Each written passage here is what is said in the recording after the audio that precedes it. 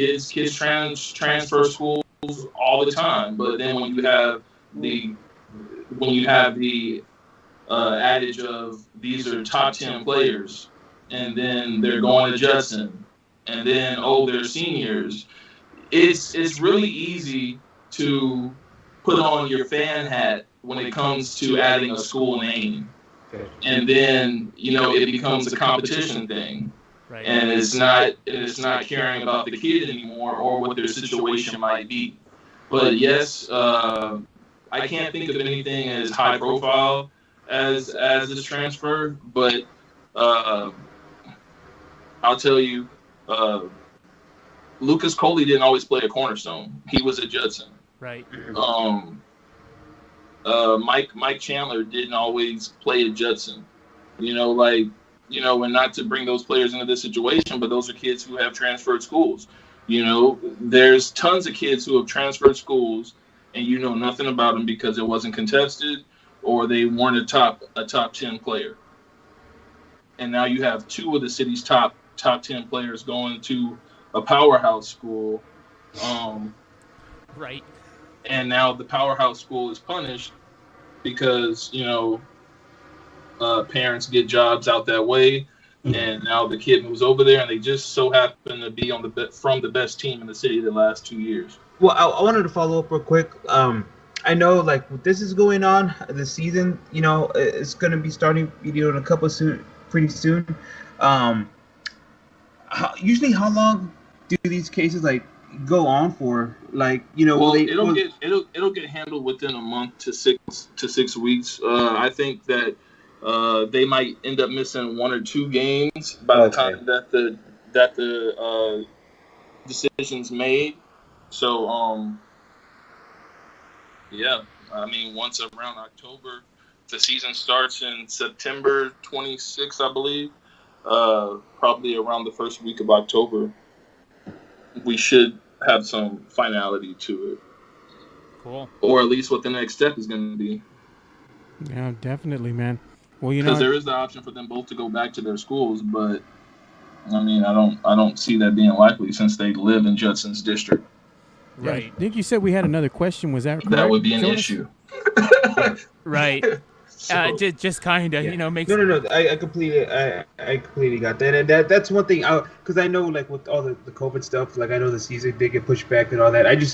I wasn't aware, if they were going to miss, I know you said 1 or 2 games, but I didn't know, 6 weeks to a month. I didn't know if that was more than enough time for them, for the school to be that's just too many games for y'all to just hop on, in the middle of a season to just learn that playbook and stuff. So I think that was. Well, Jordan and LJ have been at Judson, right? So they've already worked out with the team, and and they know the gist of what's going on. So as far as the playbook and things like that, it would just be more of a getting in shape issue. Which they stay ready, but right. but putting on those pads and taking that pounding is a difference. Gotcha. Well, we did have. We'll wrap this up with one more question. This one coming in from a listener out there. Paul Any other Garcia. questions, fellas? Yeah. Oh. Yeah, Yeah, we got one more. Just one more here. Yeah. Coming in from a listener out there, Paul Garcia. And you can go as deep into this as you want to. We got just a couple minutes here, Beatamone. Okay. Which high school is better, Stevens or Warren? I know you don't like to pick. Wow. I know you don't like to pick your affiliations out there. And I've seen a lot of your polls Which going high out school there. is better, Stevens or Warren? Wow. Yeah. I'll tell you the best player between those two schools is at Stevens.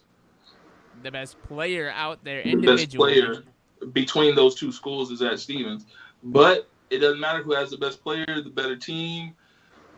Oh, man. Stevens and Warren. And y'all trying to get Brandon in trouble. I live closer to Warren, so I'll say Warren. There you go. I think that everybody can live with that answer. You got to represent your neighborhood where you're at. So Warren gets there. You go, Paul. I hope that answers your question, man. Oh, man. Well, you know what? On that note, hey, Brandon, I just want to thank you again for you taking the time and coming in here and chiming in and letting us know what's what, in the world of high school football sports, man. Appreciate you. Oh, no problem. Thank y'all for having me. Y'all have a good night. Yeah, you too, man. Thank you. Thanks, brother. Hook 'em. Birds out. We're out. All right, with that, guys, that's putting a wrap on hour 1. We'll be right back. This is the Friday Night Takeover.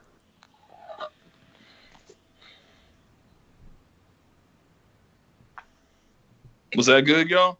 Yes, sir. Fantastic. All right, cool. Appreciate it, man. That was good. That was good. We'll have to, if some more news pops up, we'll have to do that again. Yeah, man, appreciate it. Is there a local team or athlete that you think deserves more recognition? We want to highlight them. Email the show, thefridaynightTakeover@gmail.com, or give us a follow All right, guys, and I'm DM hang us at Puro Sports SA on Twitter and Instagram.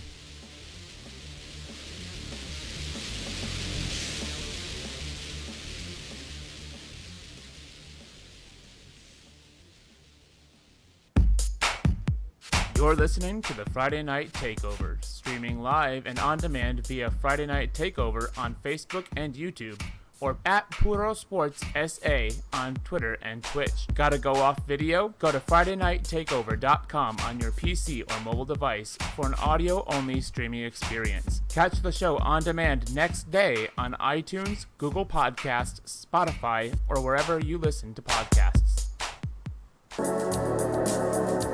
Thank you for listening to the Friday Night Takeover. Want to interact with the hosts?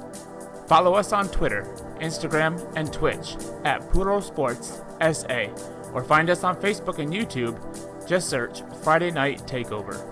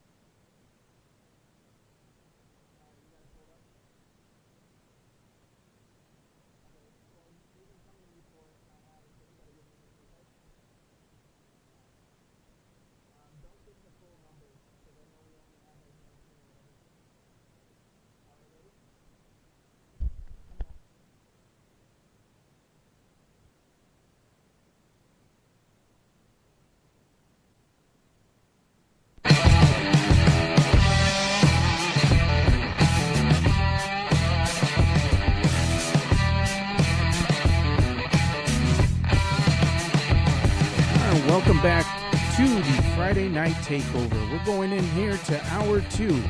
And as we do come into hour 2, we're going to go ahead and talk about our Twitter poll. Jonas, I know we ran a Twitter poll. We didn't get to go into the results in hour 1 because we had such a great conversation with B. Damone. about the latest breaking high school football sports news. So what were the results on our Twitter poll? All right, so to get that information for you here, Joe, give me 2 seconds. And looking at it, guys, so our poll this last week was with the conference moves that was out there, all that's conference NCAA conference talk, has us curious if the high school or if UTSA football weren't to compete in Conference USA this year, as we've kind of seen potential. Nebraska might look for a new home. So if UTSA weren't to compete in Conference USA this season, where would their next best fit be? The options were Sun Belt Conference, the Western Atlantic, or the Western Athletic, or other. And the Sun Belt Conference eked out the win by 5%. And I think that there was a great suggestion. It came in a couple times on the in the Twitter comments. The American Conference with SMU over there. At first, I was worried that the travel might be a little too far, y'all. But the American Conference, what do you guys think about that? I don't know, man. I'm kind of on the fence, with all these conferences. At the same time, I want to see high school, not only high school, but also want to see college football.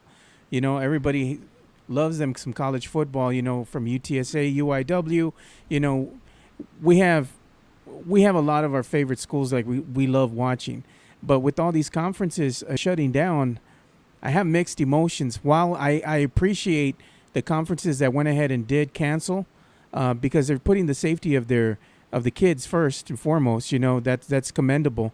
But at the same time, you also think about the revenue lost from canceling the season and how said revenue is going to be made up. To me, that's something that really strikes a chord, I guess, because if you're a bigger school, you can cancel a season and pretty much still keep on trucking. But if you're a smaller school in a smaller conference and you cancel a season, it's going to, be that much more harder for you to kind of recoup and get that revenue back, So that's to me, there's a flip side to it, It's not just right. The safety of the children, but also how are you going to recoup that revenue for the school and keep it afloat, I hear that, man. Orlando, what do you think? Do you think that, especially regionally and thinking about the state of Texas, matchups, where would you prefer to see UTSA football? Do you agree the Sun Belt, which is where Texas State plays, or would you like to see them in the American Conference or the Western Athletic? What do you think, man? I think Sun Belt's a pretty good fit. Just imagining, whatever's going on in the world, it's not happening right now. I think it would be pretty unique to see them in the Western Athletic Conference. They'd be there with Texas State. Yeah. Yeah, with some of those schools. So, just kind of living in that fantasy world, that would be pretty cool to see. As far as that, Sun Belt would be pretty good, especially, Texas State. Those would be some fun battles. That would really bring some life to an I-35 rivalry. I'd be down for it, man. I'd be down for it. Oh yeah, for sure. All right, Joe. Well, what do we got next, man? Well, coming up here, we have a local fighter. And I know me and Orlando and you have seen this local fighter in action. We're going to be talking about Anthony Ivy. And we're also going to be talking about some other combat sports events that are going to be coming up here. So for that, we're going to go ahead and pitch to our resident combat sports expert, Orlando Torres. Tell us more about this local boy, Anthony Ivy, man. I hope he lasts more than the 30 seconds in his debut. Yeah, no, I'm hopeful for that. Anthony Ivy, is as disappointing as that fight was. I mean, Anthony Ivy still's got a pretty good resume. He was a welterweight champion. Obviously, it wasn't against no bums either, but I know the guys that he was fighting against weren't at, the UFC level. However, his first opponent in the UFC was coming from one of those other organizations too, so it's not like he was just thrown in there against a top-ranked or former top-ranked opponent. However, looking at that fight, I don't know if it was just the butterflies or something got into him. I'm not sure, but there is hope for Anthony Ivy to come out and just just have a bounce back performance. He's fighting on September 12th on one of the UFC Fight Night cards. He's gonna be facing Brian Barberena, and this other guy's a veteran.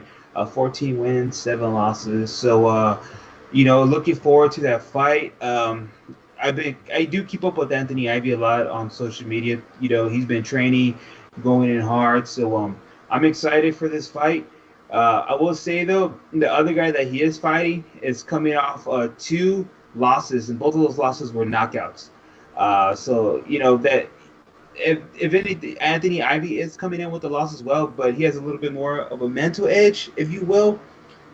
Because even though he did get TKO'd, he wasn't fully knocked out. This other guy, he just got his opponent Brian has just been off and on from knockout losses or just his win-loss column. So Anthony Ivy does have that going on for him, and he has plenty of tape on his opponent to fix whatever he did wrong in that first fight, to correct it, to hopefully gut out a victory in his second appearance with the UFC. Yeah, I'm pulling for Ivy, man. I want him to have a better showing. And like we usually said, Orlando, prior to us coming out on live on the live stream here, fighters, up and coming fighters usually have about 3 matches. They have 3 fights that they have to prove themselves. Anthony, he was kind of lacking in that first fight. Now we're coming up in fight number 2 for him.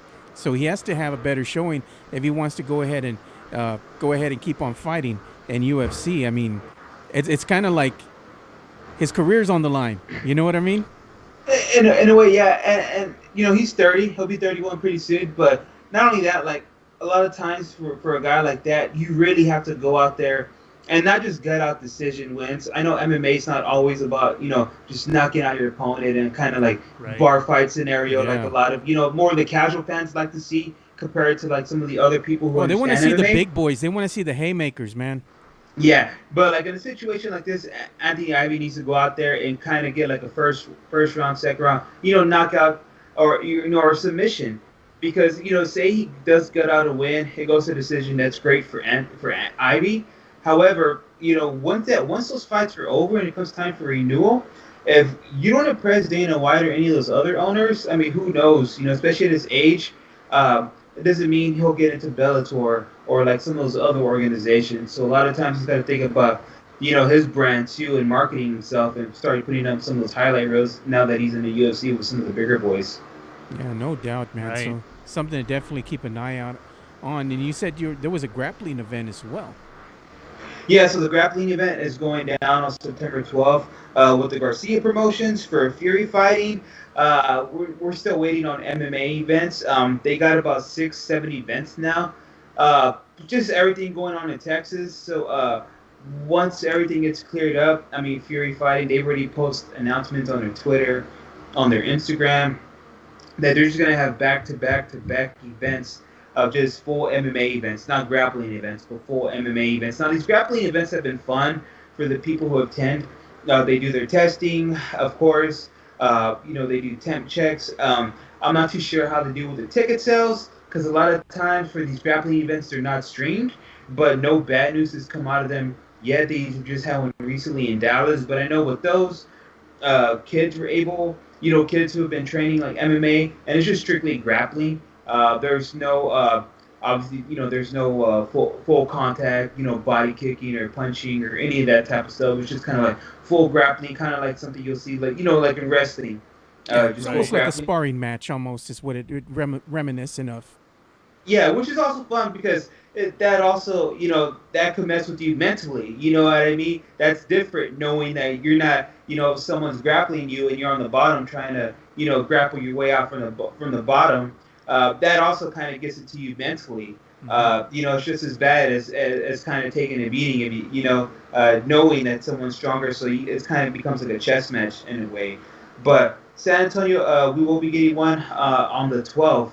I'm not too sure about a ticketing event. I did reach out to Garcia brothers, so hopefully we'll have more information on that. But those have been going on for them and have been successful, aside from the MMA portion of what they do.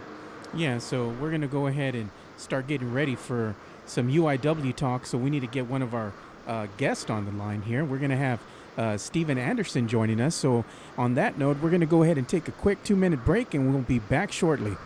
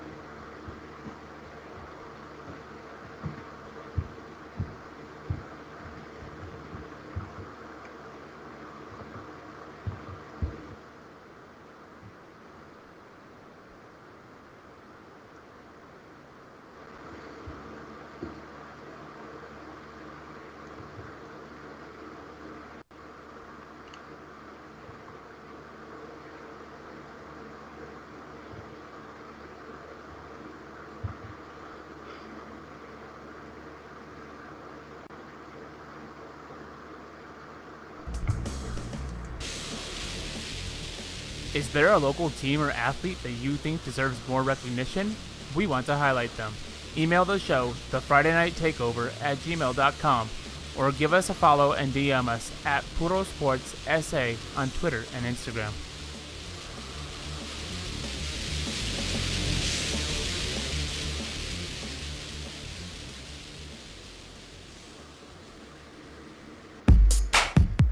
You're listening to the Friday Night Takeover, streaming live and on demand via Friday Night Takeover on Facebook and YouTube, or at Puro Sports SA on Twitter and Twitch. Gotta go off video? Go to FridayNightTakeover.com on your PC or mobile device for an audio-only streaming experience. Catch the show on demand next day on iTunes, Google Podcasts, Spotify, or wherever you listen to podcasts.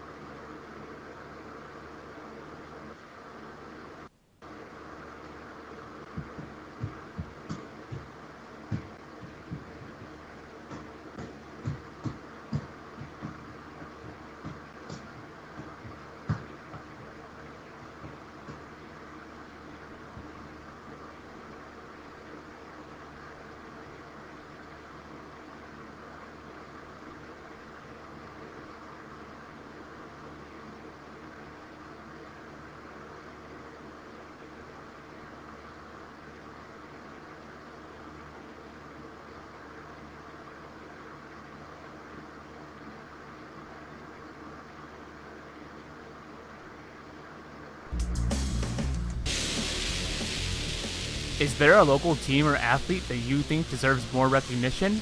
We want to highlight them.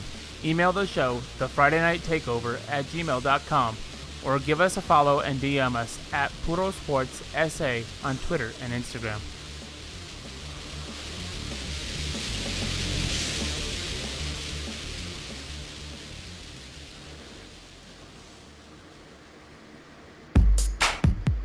You're listening to the Friday Night Takeover, streaming live and on demand via Friday Night Takeover on Facebook and YouTube, or at Puro Sports SA on Twitter and Twitch. Gotta go off video? Go to FridayNightTakeover.com on your PC or mobile device for an audio-only streaming experience. Catch the show on demand next day on iTunes, Google Podcasts, Spotify, or wherever you listen to podcasts.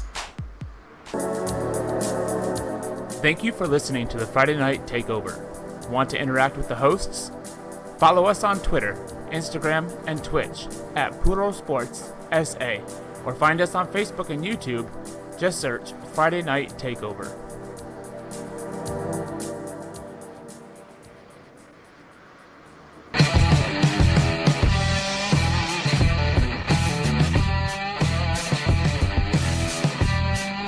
Welcome back to the Friday Night Takeover. We took a quick 2-minute break, and we're back now. And we have Steven Anderson with us of Project Spurs, and he's our resident expert here for all things UIW as far as the UIW Cardinals football goes. So we're going to have a discussion with Steven in regards to that, and we're also going to be talking about Texas State and how they moved back their game to September the 5th. So guys, are we live now with Steven Anderson? We are live now with Steven Anderson. Hey. Yes, sir. Mr. Anderson, how's it going, man? Hey guys, thanks for having me on. I appreciate it. It's my first time on here, so yeah, I love the show. Hey, I missed the disco lights, though, I gotta say.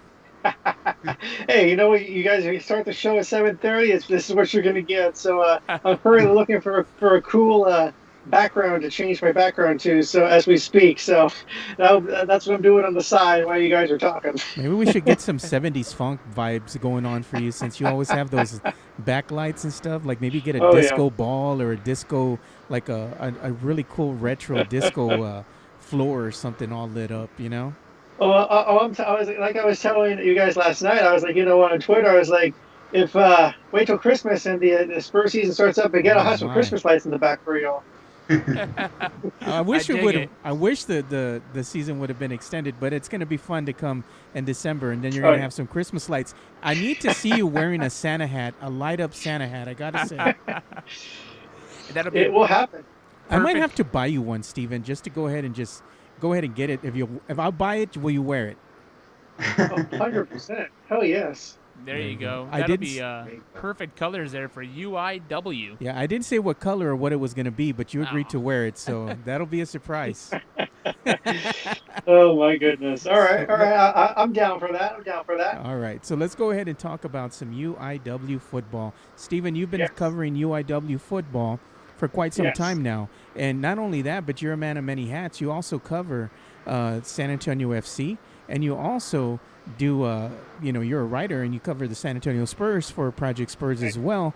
And on the side gig, he also does entertainment news, specifically Big Brother. So that kicked off. So you're busy with all these things going on all at once. So a man of many hats. I'd like to go ahead and pick your brain about UIW Cardinal football. All right. Well, first, I also want to add a side note to that is I'm actually covering politics now while the Spurs are off. So I'll be covering the whole political election going into 2020 in November. And I'll plug my stuff afterwards. But so talking about UIW, first off, they canceled their 2020 fall season. I don't think anyone is surprised by that news, honestly, because considering what's going on in the world right now and everything going on, a lot of conferences are canceling their sports seasons. So to see them cancel is not much of a surprise, but it is sad because I am actually a grad student at UIW. It is my final semester. I graduated in December. I was hoping to be on that field one more time as a student to see my Cardinals, but unfortunately I'm going to have to go back as a professional in probably the spring if this thing is over with by then. So are we going to be having to address you as Dr. Anderson? No, not doctor, because I would not have my doctorate yet. It'll just be I'll have my master's degree. I'm getting my doctorate afterwards. Oh my, there you go. Stephen M.A. Yeah. Stephen M.A. That's gonna be my Twitter name actually. Whenever it's There done, you so. go. There you go. I Nice. like it. Stephen M.A. Maybe we can get that on a jersey for you. So, Oh my goodness. if I can pop in here, we just got done talking with Beatamone earlier on how some transfer news locally is impacting high school students and how how there's an opportunity to where we might see high school athletes lose their season, and we're seeing cancellations, like you said, all across the country. The NCAA did come down and they'd say, if you don't play 50% of your season during this year, so they're giving them even to the spring, then they'll add another year of eligibility. How do you think that's going to impact the guys out at UIW? A handful of those guys are coming off of a FCS, I believe it was, playoff appearance just 2 years ago. Draft hopefuls, even if they're long shots coming from a smaller program. A senior year is an opportunity to put some more film on tape, if you will. So how do you think that's going to impact the players out there? Yeah, you're right. It's a perfect opportunity to put film on tape and kind of show their stuff. So, I mean, to lose out on a fall season, and remember, we don't know when some of these kids graduate. They may graduate in December like I do. They may graduate in May. We don't know when their exact graduation date is because obviously everybody's different. So let's hypothetically say those players that are graduating this December in the fall, whether it's going to be an online graduation or actually at the Freeman Coliseum, whatever it is, you're not going to have this last season to show your stuff. So you're going to have about 3.5 years, or not even half, 3 years to really show what you have. So, and everybody knows whenever you are in your final semester or your final year, or your senior year, you have those scouts come and see you. You have a bunch of scouts from all these different teams come to see you. And a lot of these players, not just UIW, but a lot of these players are going to miss out on that opportunity if this is their last year or their last semester, or even if they graduated in May. You're going to get half of that. So you're going to miss out on a huge chunk of that, and with obviously with a lot of other stuff comes with that. But it's going to affect them. But I think UIW does a very good job of actually combating what their players have done. With highlight videos, the staff at UIW takes care of their players very, very well. So I think they would have some of that on. But I can't even imagine just to lose half of that is kind of heartbreaking if you think about it. Yeah, for real. Yeah. If I guess I'll step in here and follow that up. Orlando Joe, if you have any questions, please come in and cut me off. But but one of the things too, I know you talk about like how they're losing an opportunity, but lots of these guys could turn around and follow in your steps and go to grad school to maintain that eligibility, be in the classroom, to be on the in order to be on the field.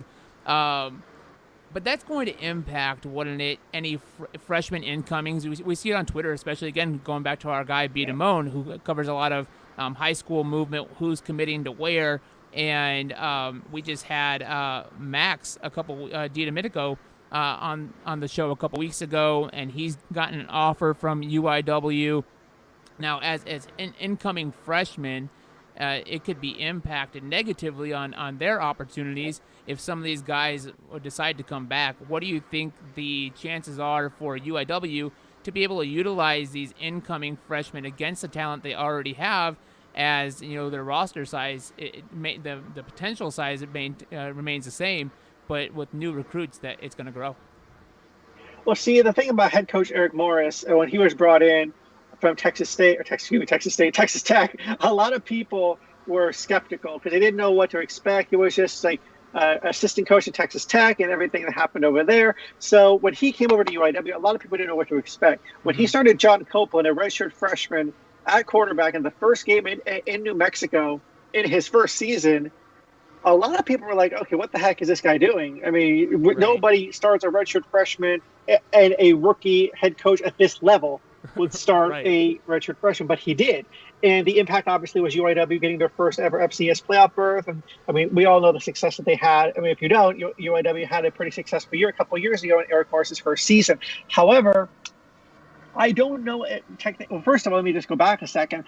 Technically, a lot of the freshmen incoming are going to be impacted right now because you're not getting that practice time that you normally would get at this point. Right now, every player should be preparing for that their first season and going through all the workouts, all that stuff to get prepared. They're missing out on that because obviously COVID and everybody's missing out on that right now. However, I am not sure if they would actually miss out on playing time because Coach Morris does not really, like I say, show favorites. So I mean, he doesn't really have a limitation on what he does. He goes for what they do in practice, who earns that starting spot. So they could be a freshman, and if they prove themselves to him in those practices, in those spring games, in whatever preparation they're going to have to do for this spring season, they could get a starting spot on the team. I mean, we saw that happen with Jean Copeland. We saw it happen with a couple of the offensive players.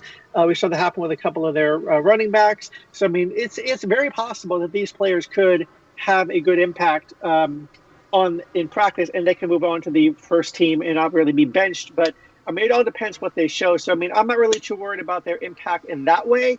I am worried though on their impact in preparation for that season because right now, 2 UIW football players did test positive for COVID, and so they obviously had to quarantine away from the team. I don't know if they were actually freshmen or what class they were in, but I know they did test positive. They obviously had to quarantine themselves, isolate from the team, could not practice with the team. So you're losing out on that as well. So it's just a bunch of moving parts. It's a lot, very complicated stuff going on, as you guys know, and not just football, but around the whole sports world right now. It's very complicated. Yeah, definitely. I wanted to ask, like, would you like follow up on what you said about like the 2 players testing positive? Like, unfortunately, like that happens. Sometimes that's kind of expected, especially with a lot of players to keep an eye on. But like, I know with the season, no fall sports at the like when fall sports start to come back into place, like how coaching staff and teams are going to handle practices. Like, are they going to start off virtually, or like the plan on that? I think a lot for right now what Coach Morris because we all had like a media session with him a couple of days ago, and he was mentioning, like, first off, Southland, this is before they made the decision to postpone the season, but Southland really need to get their act together because technically the first game for UIW was going to be on Labor Day weekend. And that's a couple weeks away, and you make that decision so late. So you're right. A lot of them were actually practicing virtually. He was posting workouts on Zoom. Imagine doing a workout and you're a football player and doing it on Zoom. That's just weird. So, I mean, you're doing that whole thing right now. And so a lot of them are going through Zoom and working out. A lot of them are really just having their practices with maybe if you knew your teammate was not positive and you guys got tested, you could work out together. But a lot of it was away from the team. There's not a full team practice. And when you're like I said, it doesn't even have to be football. It can be any sport. But since we're talking about football right now, if you're missing out on that team camaraderie to kind of just work together as a team, mesh together, you use that chemistry. You can't do that when everybody's separated and doing their own thing. You're not going to build that chemistry. So a lot of these freshman players who are coming in right now to UNW, and a lot of these players who have been there, like sophomores and juniors and seniors, to work with those freshmen that are coming in, it's going to be a little bit more difficult because you're not really there with them. You're there doing it virtually. And yeah, everybody can be on Zoom, like we're all on Skype right now talking, but we're not actually together. So it makes it a lot more difficult. Right. So I think that's another aspect where it's going to be a challenge for every single player in every single conference and every single league in football right now that is at the college level that is going through this. Yeah, definitely. So, Stephen, now that you've talked about UIW and, the football program and it being canceled and all, I'd like to tell you to, if you can, stick around a little bit here so we can talk about some San Antonio Spurs basketball, man.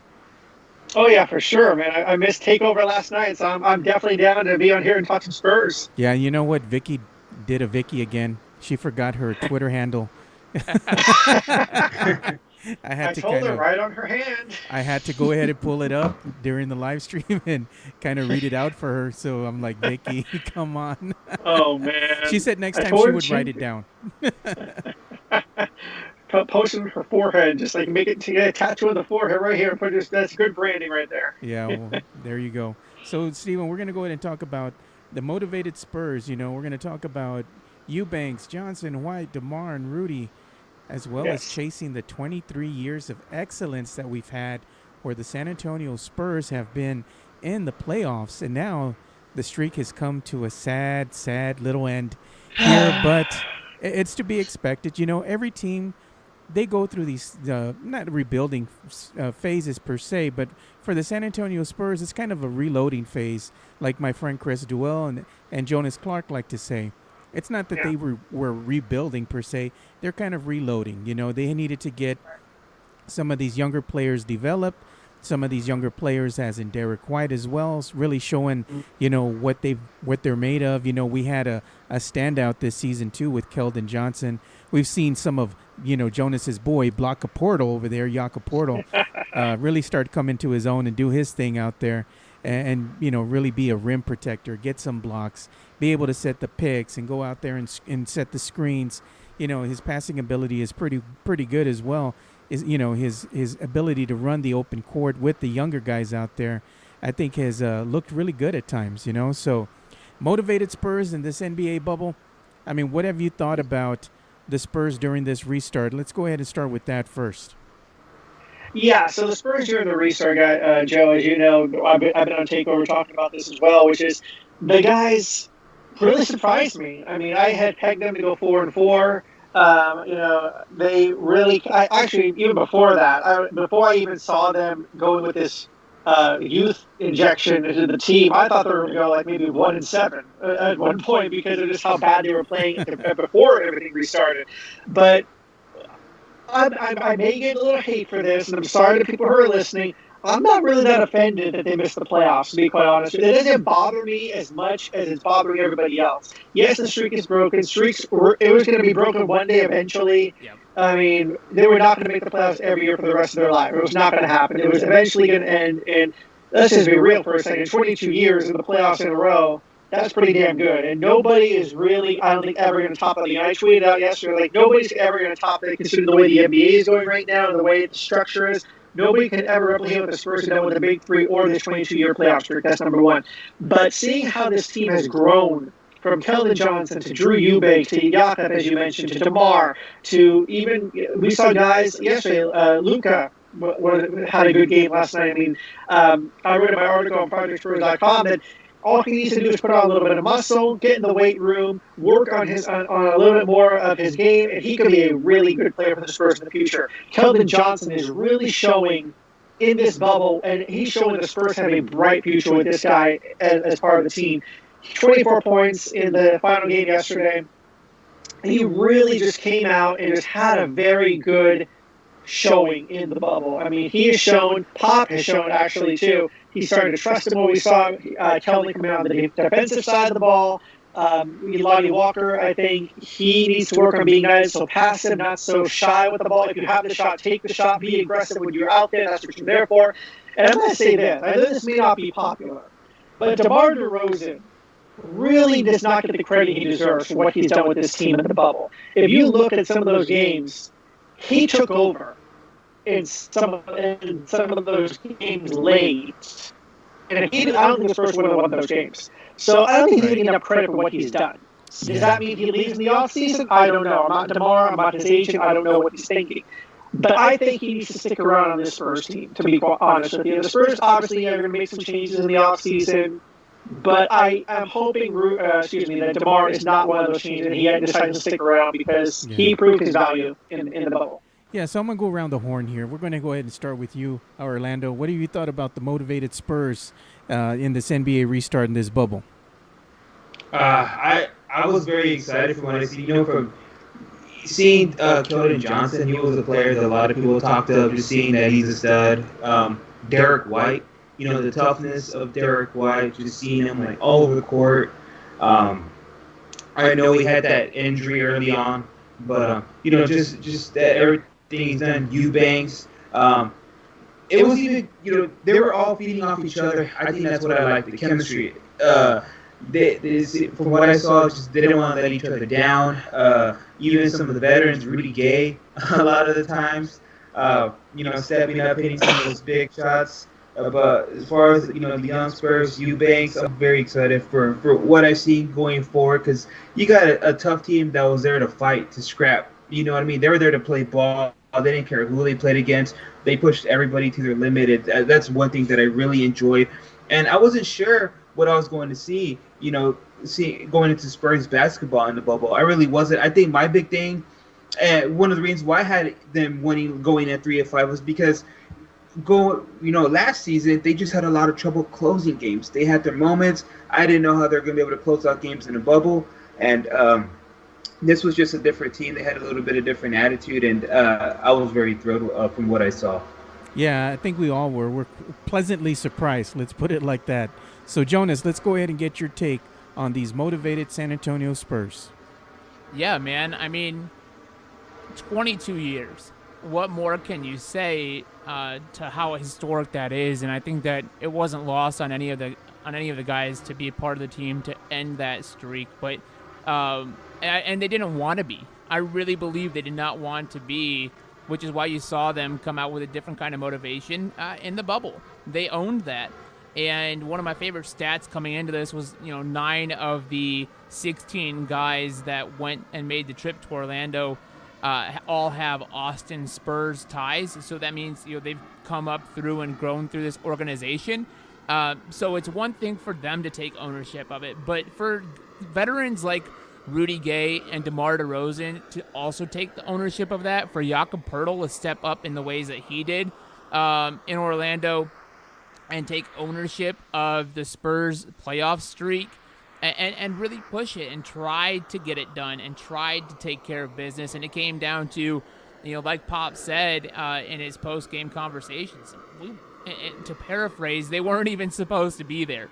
Nobody believed that they could have gotten it done and to a point, he didn't really believe that they could have gotten it done, but he saw these guys come out with a different kind of fire, a different kind of motivation. And I think it would be hard to believe that the playoff streak didn't play a part in fueling and giving that extra motivation to these Spurs. So we saw a different version of them in the bubble, and that's definitely for a reason. And some of them it's contract time. Some of them it's it's a March Madness level kind of stage where the entire NBA is watching. So whether they're trying to get another offer somewhere or just an endorsement opportunity, they showed out. Keldon playing for playing time next year. Luka last night playing for playing time next year. Lots of these guys have their future, but 22 years, I think everybody wanted 23. Of course, the city did. Steven, I'm with you there. It's not the end of the world that 22 years had to stop and we don't get number 23. But at the end of the day, they were operating at a different level. They were motivated, and Pop got them ready. Yeah, most definitely. But let me just say that. Let me just jump in there real quick, Jonas. The Spurs honestly have nobody to blame but themselves for not getting in, and I say that because if you look at those 2 losses they had to Cleveland in overtime, you win one of those, and you're in the playoffs right now. You're at least in the play-in game, at least. And they just couldn't get it done. So I mean, I think this is a good learning experience for the guys. I think that what we saw from them in the bubble is going to be something that they will learn from. So a good experience for them moving forward into December when the season starts. Now, we don't know where the season's going to be in December because of everything that's going on, but regardless of where it's going to be, it could be in the backyard of their house for all that matters. And I think that they would still play as good as they played in the bubble. So I think the future's very bright for the Spurs. Spurs fans, don't worry, they're going to be fine. So on that note, I want to go ahead and thank you, Steven, for giving us your time and talking about UIW, and also for staying on for the Spurs segment. Greatly appreciate you. And make sure you go and follow Steven on Twitter at @TheStephenA, and it's TheStephena_. So make sure you go and follow him for all his great content, all the great things he does out there for not only Project Spurs, but also for the world of entertainment and political. So make sure you go and give him a follow and a like. So we're going to go ahead and take a 2-minute break, and we'll be back, and we'll go ahead and talk a little bit more about maybe, I don't know, we're going to take a road trip. So stay tuned for that.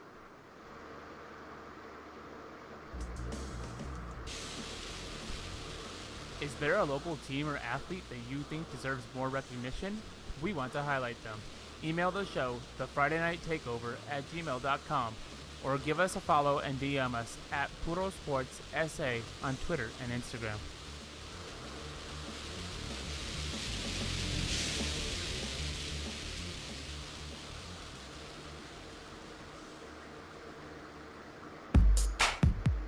You're listening to the Friday Night Takeover, streaming live and on demand via Friday Night Takeover on Facebook and YouTube, or at Puro Sports SA on Twitter and Twitch. Gotta go off video? Go to FridayNightTakeover.com on your PC or mobile device for an audio-only streaming experience. Catch the show on demand next day on iTunes, Google Podcasts, Spotify, or wherever you listen to podcasts. Thank you for listening to the Friday Night Takeover. Want to interact with the hosts? Follow us on Twitter, Instagram, and Twitch at Puro Sports SA, or find us on Facebook and YouTube. Just search Friday Night Takeover.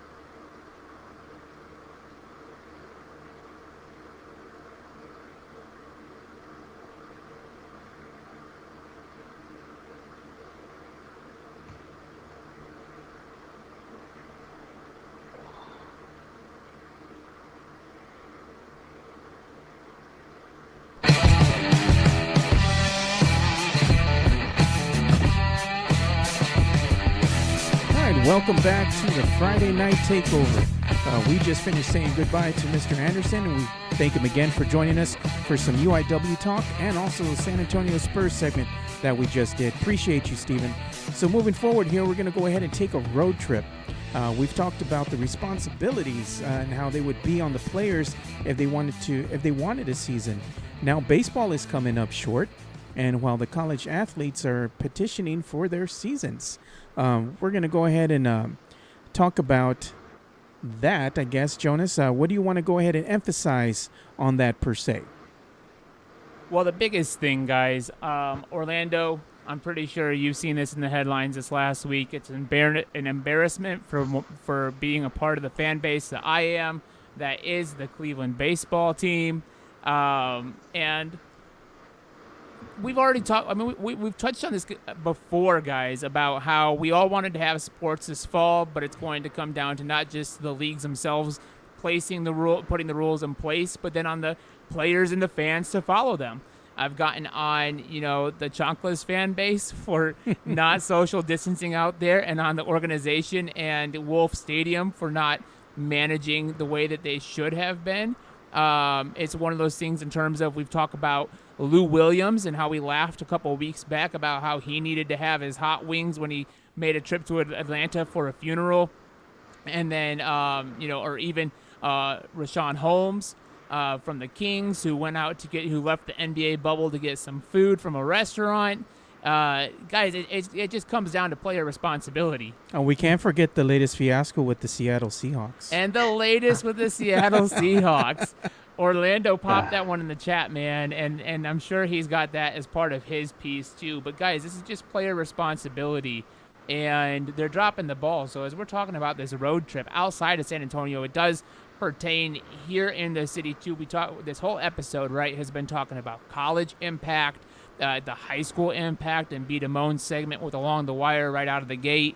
About how we're having to watch high school football. We can't even be in the stands for something as American as high school football at this time, and it's because of all of our accountability as fans. But dude, it starts with the athletes. So I'll pass that off. Orlando, what do you got, man?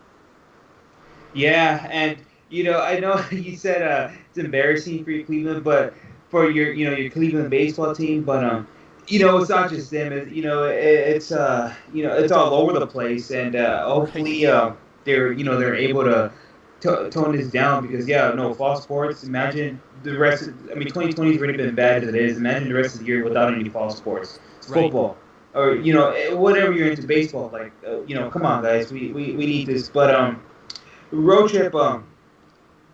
Texas State. I know they're moving their game with the. Let me go ahead and pull that up. They're moving their game, their home opener, back to the 5th. With their Ohio game next. I know they had moved it up just so they wouldn't have so many back-to-back games, but one of the games being next. I know they had went ahead and pushed that up, so that gives those guys, besides the whole COVID precautions, just to get ready for that game and start building up that chemistry a little bit more with those guys, open up the playbook, and start to prepare for the season, get their health and everything up ready for the home seasoner, and hopefully they have none of those hiccups with Texas State or any of those other teams, so we are able to get college football in some sort this fall. That's going to be tough, though, And you go to not only what's going on with baseball, and then you have the fiascos that's going on with football, and then you have this other thing that happened with Lou Williams as well with the NBA. It goes to show you that no matter what you're going to do, if you're not setting some type of curfew and you're not just like really policing your said players, and it doesn't matter if you're playing baseball, college ball, basketball, whatever it might be. Yes, basketball is a little different because they're in a bubble and they're really confined to that one space. But when you're moving around and you have these many moving parts, these intangibles that you can't really factor in, like the Seattle Seahawks guy trying to sneak a girl in wearing a Seattle Seahawks jersey. Gotta admire the ingenuity, but at the end of the day, nice try. He is endangering, like they said, the whole team, because you never know if these players leave or they don't follow protocols. This little bubble that you've built to kind of protect your players, all it takes is one player to go out of line, then the whole team gets infected with COVID-19, and then it can transpire, it can transfer, should I say, onto the training staff, the coaching I will say staff, though, Yeah, no, and I do apologize about that, but I like what Seattle did. I know the rookie cornerback was undrafted, but that sent a strong message. You know what I mean? Because you saw like Lou Williams or like the guy from Cleveland. And you may know, Jonas, I haven't heard any punishment for the guy from Cleveland. I haven't followed up with that or to see how that situation has been handled. But Seattle kind of like pulling like a no BS card with that by just strictly cutting them kind of sets a strong message. And I think the NFL or other, not just the NFL, but other organizations need to set a strict tone like that. Like, hey, you know what I mean? We're not going to put up with this. Right, and to fill in that blank for you as to what's going on with the Cleveland baseball team situation is it's two of their 5 starting pitchers. So you're right to make the comparison. It's not the same thing as an undrafted cornerback looking for an opportunity. The team's not going to outright cut these guys, but even in a shortened season, any missed time is blown out. Even more so because you're not talking any suspensions that get handed down. You're not talking about a 162-game season. You're talking about only 60, and we're already about halfway through that as we get ready to come into September. So to miss 2 of the guys in one of the best starting rotations in baseball, statistically, not just of my opinion, but it's not going to happen in terms of major suspensions, but the team has already said that they're going to come down because they risked everybody's health. But one of the pitchers, Mike Clevenger, went back and hopped on the team plane after going out and getting dinner. So he put the entire staff at risk by not even by sneaking his way back onto the bus and not even telling anybody, hey, I went out to dinner. I'm gonna take a Uber back to Cleveland, and I'll see you guys there. So how that's just straight up selfish. And in player accountability, any of these guys, even the Seattle kid, I understand everybody's got needs, and you need them taken care of, but you're putting everybody. It's not just like it was any hotel room. This is the team space where the team is at. You can't bring them around team facilities. Don't even try it. It makes no sense. So when it comes down to it, as we wrap this up, guys, and get back into some high school talk, it's the accountability is on, players at the professional level, and they're not pulling their weight right now. And across all sports, we're seeing it. They're not pulling their weight. College, I know that they have this whole hashtag we want to play. They're going to have to pull their weight. If they really want to play, then you're going to have to give up some of the things that that you're accustomed to. Even DeMar, some of the perks, right? Even DeMar said it in his post game comments, about having an NBA bubble situation next year. He's like, fine, put us in a bubble, but don't treat us like we're in a cage, because they feel like they've just been isolated from the rest of their life, their loved ones, just to play a game, and they feel like they've been put in a cage in order to do so, and in order to perform and entertain for us, right? And that's not the perception you want to have from these athletes. And then when we come down to the high school level, I understand all these kids want to play, but they're going to have to carry their own weight. And especially at that level, it's going to have to carry into the home too. Parents, siblings, any relatives, anything. Everybody's got to be diligent if you really want to have a football season this year. That's going to be the cost.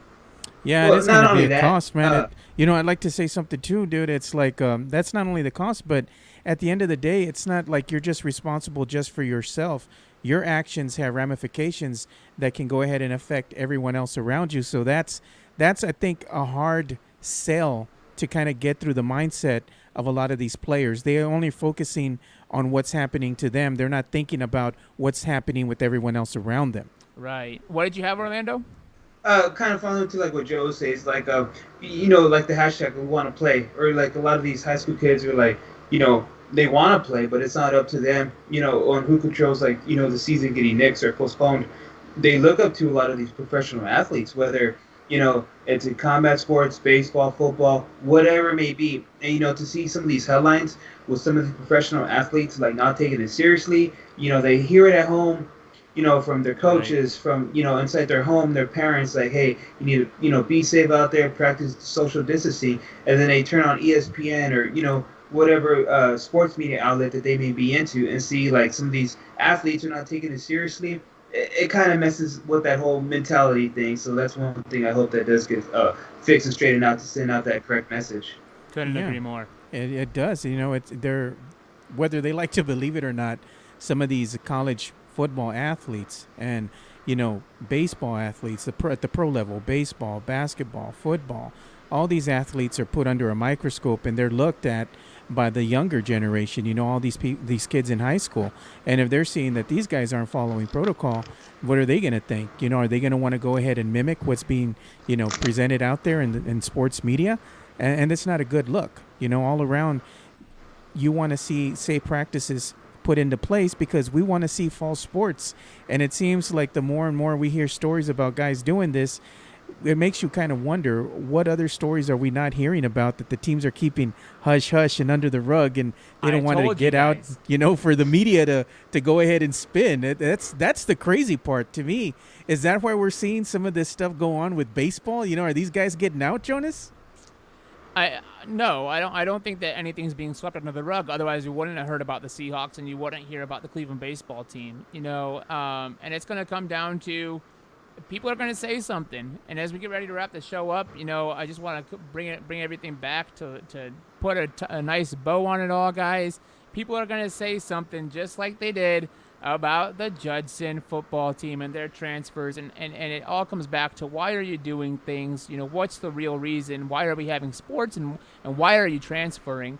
I don't think that this is the end of transfer talk. We're definitely not at the end of COVID talk and all that jazz.